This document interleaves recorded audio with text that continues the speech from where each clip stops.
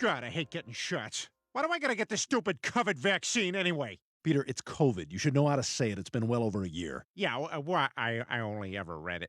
So, if it isn't the mommy-to-be. No, I'm just kidding. I'm gonna be competent today. Now, before I administer the vaccine, do you have any questions? Yeah, how does a vaccine work? Well, think of the vaccine as a large ethnic bouncer, and COVID as the drunk entitled white kid yelling, "Do you know who my father is?" God, do I have to do everything? Vaccines have been around for hundreds of years. They helped eliminate smallpox from the face of the earth, and they're well on the way to doing the same with polio. Those were once devastating diseases, you understand, and now, thanks to vaccines, you don't even have to worry about them. What do you say, Brian? Should we show them how it works? Well, I have a date with that chick that works at the bowling alley. What the hell? Where are we? We're inside the fat man's body. Fine, I'll text her. I'll be late. There's no reception. Oh, yes, there's too much plaque in his arteries. You'll never get a signal. Anyway, vaccines protect us from illnesses by activating our immune response without the danger of actual infection, thereby training the body to fight off the real thing. Some of the COVID vaccines work by exposing your immune system to proteins which resemble the spike protein of the virus but cannot infect you. The vaccine stimulates your immune system to make antibodies against the virus, mimicking what happens when you get COVID, except that you don't get sick with the vaccine. The mRNA vaccines actually use the genetic code of the virus to create a pretend version of the spike protein. Hi, I look like the virus, but I'm not the virus.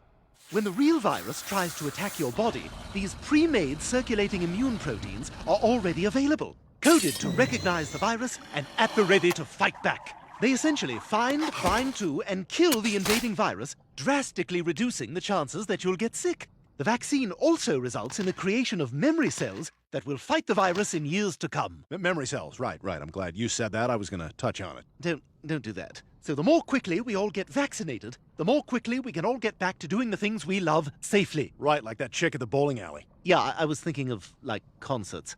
As of now, billions of COVID vaccines have been administered safely to people around the world. Brian, I think you're stepping on Peter's liver. Help me. Oh, God. Yes, let's just swim over here. All right, well, what Peter might ask is, what if the vaccine makes him sick? The common side effects from the COVID vaccines are generally mild and last a few days. But do you know what can have serious long-term side effects? COVID.